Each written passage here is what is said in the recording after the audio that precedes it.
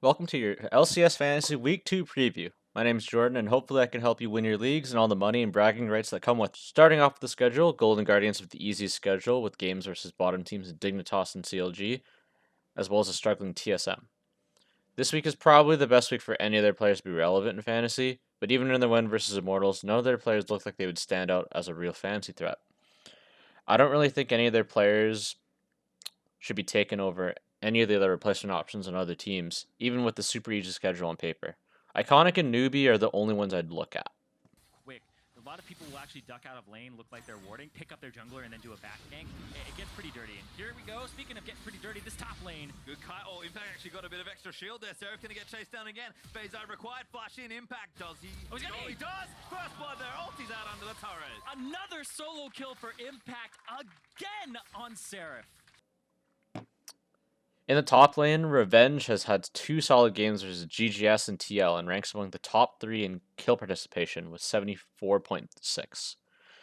If you're a player without one of Impact, Alfari, Someday, Licorice, or Fudge, Revenge is someone with a decent amount of potential. Depending on if Huni is also still on the waiver wire, he's worth a shot too, as even in all of TSM's struggles, he's found ways to remain fantasy relevant and still has potential for one of his classic pop-off games. This should be a kill. He should easily be able to get. Apollo has to flash this. Oh, I will dominate with the sick flash of the body slam. Here comes Quaz as well. Knocks him in. Completely earned first blood for Team Liquid. For those who drafted Speaka and are getting let down by him, I think Proactivity is your best bet. TSM right now isn't playing very well, and it's also coupled with the fact that they play an extremely slow early game, with an average game time of just above 38 minutes and an average kills per game of 11. Usually teams who play longer games benefit their players as you have more chances per game to get kills or assists, but for TSM so far that hasn't really been the case. They lost to FlyQuest in a close one, got blown up by C9, and nearly lost to CLG in a game where CLG threw a solid lead that they had. I believe them to play well later down the line, but I have no idea how long it's going to take. So in the meantime, it's probably just a better idea to replace Speaka. The jungle pool in NA is big, and you should be able to have decent options on the waiver wire, no matter how big your league is. Jose Dioto is an easy pick if he's there, and is also a good long-term option. He's looked good so far and has had a tough schedule week 1, so I'm expecting his production to only increase from here. If not him, Griffin might be a decent option for until Broxa gets back. Speaka's not a lost cause, but there's probably just better options on any of your waiver wires.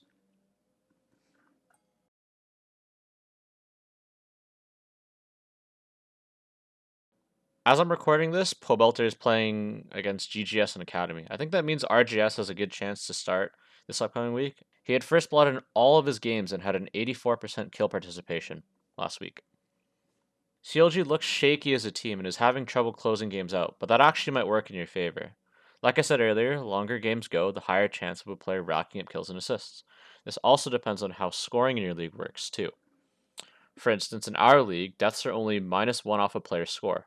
Our league is actually better for players who may die a lot, but just gets mass amounts of kills, which is why you see players like Jizuki and RGS outperform Perks week 1. The entire CLG minus Finn should probably be looked at this week, again, as they have winnable games versus FlyQuest and the Golden Guardians.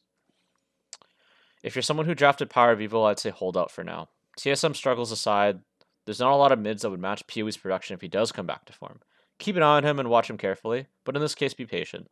Most likely he'll get back up to his normal self. The shockwave with the control. TSM needs to reassess the fight. Boss gets hit up. The Glacial Fisher on the backside. They bottleneck into this fight and are going for broke. High goes in, tries to get his ultimate down. Last breath has already been used. Coming up with focus. Wow, Turtle! Turtle on the triple. Turtle on the quadra. Medios on the outside. A second quadra in the playoffs for Turtle.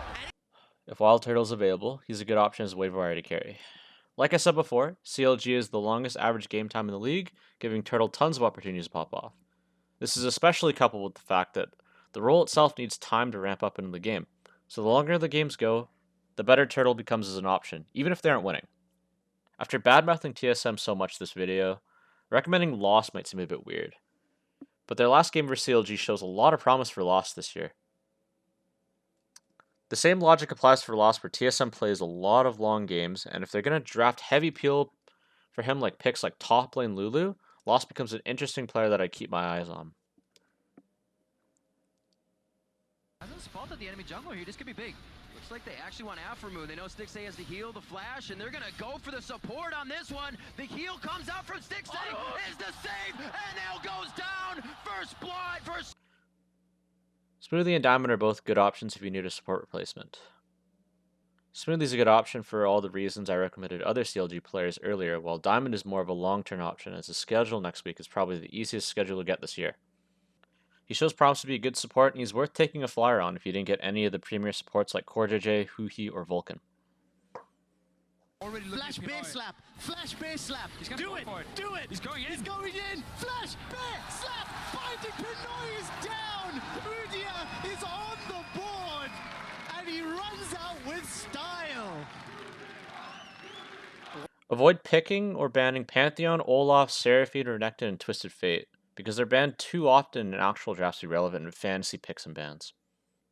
My initial thoughts after the first week are that you don't necessarily want to be picking or ban the super OP picks in fantasy because they have a lower chance of slipping through the initial ban phase.